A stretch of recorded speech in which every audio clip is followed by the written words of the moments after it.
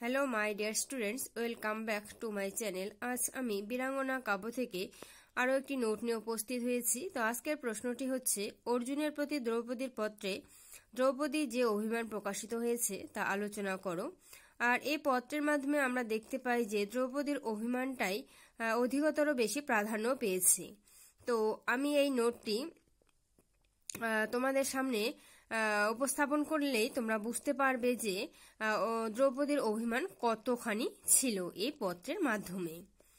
তো স্টুডেন্টস, তোমরা যারা নতুন ভিউয়ার বা যারা আমার এই ভিডিওগুলি দেখে উপকৃত হয়ে থাকো, তারা আমার চ্যানেলটিকে অবশ্যই সাবস্ক্রাইব করে নেবে এবং বেল আইকনটি তোমরা বাজিয়ে দেবে। তাহলে আমি পরবর্তী যে ভিডিওগুলি আপলোড করব সেই ভিডিওগুলির নোটিফিকেশন তোমরা পেয়ে যাবে। তো উত্তরটি আমি এবার শুরু করছি।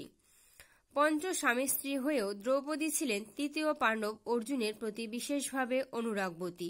অর্জুনের ওপর তার অনুরাগ মাঝে মাঝে প্রকাশ পেত অভিমানের ভেতর দিয়ে।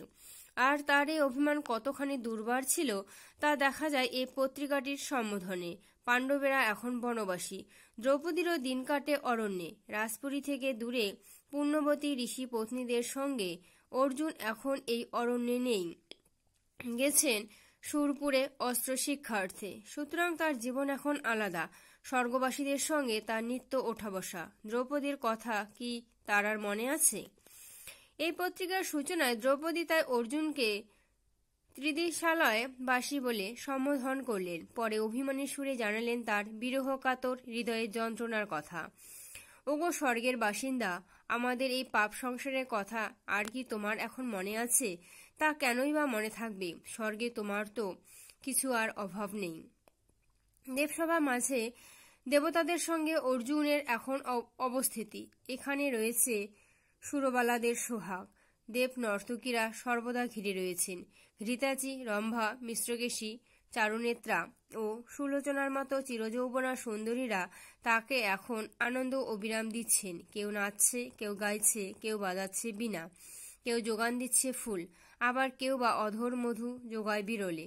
এমন অবস্থা থেকে অর্জুন কি দ্রৌপদীর কথা ভাবতে পারেন? তাছাড়া রয়েছে নন্দনকানন। সে কারণে ভ্রমণের আনন্দই আলাদা, সব বিরহ ভুলিয়ে দেয়। সশরীরে স্বর্গভোগ কজনের ভাগ্যে মেলে? এইসব কথা মনে করিয়ে দিয়ে পত্রিকার মাধ্যমে দ্রৌপদী জানালেন অভাগী দাসীর কথা। এ সময় কি তোমার মনে পড়ে? লিখলেন, নমপদে ধনঞ্জয় দ্রুপদ নন্দিনী কৃতাঞ্জলিপুটে দাসী নমে তব পদে। এরপরে আরো যা লিখলেন তা হল, রবির বিরহে নলিনী মালিনী যথা মুদিতে বিষাদে মুদিত এ পোড়া প্রাণ তোমার বিরহে। আরও 4 পাণ্ডবের সঙ্গে বিরহ হলেও পাঞ্চালীর স্বপ্নের স্বামী ছিলেন অর্জুন স্বয়ং ধনঞ্জয়। এই জানি, এই মানি মনে। এই চিঠি লিখতে লিখতে নিজের মনের কথা একটু একটু করে মেলে ধরেছেন দ্রৌপদী। মেলে ধরেছেন অতীত দিনের ইতিহাস। যজ্ঞানলে জন্ম যাজ্ঞসেনী দ্রৌপদীর। যৌবনের সূচনা থেকেই তৃতীয় পাণ্ডবকে পতি হিসেবে পাবার স্বপ্ন। তাই সীতার মতোই পণ করেছিলেন শিবধনু ভাঙ্গার মতো কিছু একটা পরীক্ষার অনুষ্ঠান করার। ওরকম কঠিন এক পরীক্ষা থাকুক, তাহলে পাইব নাথ বলি শ্রেষ্ঠ তিনি। যমুনা তীরে সুখ্যাত নগরী হস্তিনার নাম ছেলেবেলা থেকেই শোনা ছিল অর্জুনের নামও। এই অর্জুনের কাছে কখনো রাজহংসকে দূত করে বা কখনো মেঘকে বাহন করে পাঠাতে সেই শৈশব থেকেই চেষ্টা করতেন দ্রৌপদী। হঠাৎ শোনা গেল যুতগৃহদাহের কথা। শোনা গেল মায়ের সঙ্গে তেজিলা অকালে দেহপঞ্চ পাণ্ডুরথী। এ সংবাদ শেল হয়ে বুকে বাজল রাজকন্যা দ্রৌপদীর। অনেক কাঁদলেন তিনি। তার মনে হলো বিধবা যেন হৈনু যৌবনে। এরপর অনুষ্ঠিত হলো সেই বিখ্যাত স্বয়ম্বর সভা। দেখা গেল ক্ষত্রিয়দের ভেতর কেউই পারলেন না লক্ষ্যভেদ করতে। শেষে একজন পারলেন। যিনি পারলেন তিনি হঠাৎ যেন ভস্মরাশি থেকে উঠে এলেন বৈশাররের মতো। এসে বজ্রনাদে ভেদিল আকাশে মৎস্যচক্ষু। সঙ্গে সঙ্গে চারিদিকে বয়ে গেল আনন্দ হিল্লোল। ফুলমালা নিয়ে স্বামীকে বরণ করতে এগিয়ে গেলেন দ্রৌপদী। কিন্তু বরণ হল না, আটকে গেল। লক্ষ রাজরথী হুহুঙ্কার রসে ঘিরে ফেলল ছদ্মবেশী লক্ষ্যভেদকারী সেই মানুষটিকে। কিন্তু সেই ভয়ঙ্কর গোলমালের ভেতরেই মানুষটি নিজের পরিচয় দিয়ে আশ্বস্ত করলেন দ্রৌপদীকে, ভয় নেই, আমি পার্থ। সেদিনের ওই অভয়বাণীর কথা ভেবে আজ চিঠি লিখতে লিখতে চোখে জল এসে যায় দ্রৌপদীর, অনর্গল অশ্রুজল।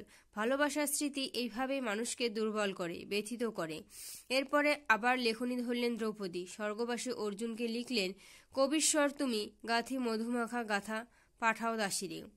এই নির্জন বিকট বনে কিভাবে যে সময় কাটে তার বিবরণ এবার ধীরে ধীরে তুলে ধরলেন দ্রৌপদী। এলো ধৌম্য পুরোহিতের কথা, কিভাবে তিনি শাস্ত্র লাভ করে রাজা যুধিষ্ঠিরকে তুষ্ট রাখেন তার বিবরণ বললেন।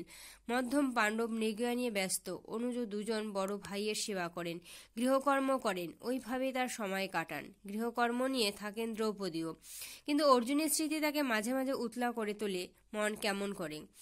দ্রৌপদীর মনে হয় স্বর্গে গিয়ে অর্জুনের অস্ত্র শিক্ষার ব্যাপারটি একটি ছলনা মাত্র। খাণ্ডববন দহনের সময় যিনি সহজেই নিজের বাহুবলে দেবতাদের পরাভূত করেছিলেন, লক্ষ্যভেদের সময় যিনি একাই লক্ষ রাজাকে জয় করেছিলেন এবং অতি সহজে যে বীর কিরাত বেশি মহাদেবকে হারিয়ে দিয়েছিলেন, তার আবার নতুন করে অস্ত্রশিক্ষা কি? কে তাকে অস্ত্রশিক্ষা নতুন করে শেখাবে? সুতরাং দ্রৌপদীর প্রস্তাব, এখনই অর্জুন স্বর্গ থেকে ফিরে আসুক। এক ঋষি কুমারকে পত্রবাহক হিসাবে তাই পাঠিয়ে দেওয়া হলো দেবেন্দ্র সদনে দ্রৌপদীর বার্তা পৌঁছে দেবার জন্য। শেষ লেখা হলো, কি কাজ উত্তরে পত্রবাহ সহ ফিরে আইসো এ কাননে। স্টুডেন্টস, নোটটি এখানেই শেষ হলো। তোমরা যদি আমার এই নোটসগুলো পেয়ে উপকৃত হয়ে থাকো, অবশ্যই আমাকে কমেন্ট সেকশনে তোমরা কমেন্ট করে জানাবে। তো আজ এখানেই রাখছি, সবাই ভালো থেকো, ধন্যবাদ। আর আরেকটি কথা, তোমাদের বীরাঙ্গনা কাব্য থেকে আমি অনেক নোটস তোমাদের দিয়েছিলাম, সেগুলো যদি তোমরা দেখে না থাকো তো এই ভিডিওটির ডেসক্রিপশন বক্সে আমি সেগুলো লিঙ্ক দিয়ে দেবো, সেখান থেকে তোমরা দেখে নেবে। ধন্যবাদ।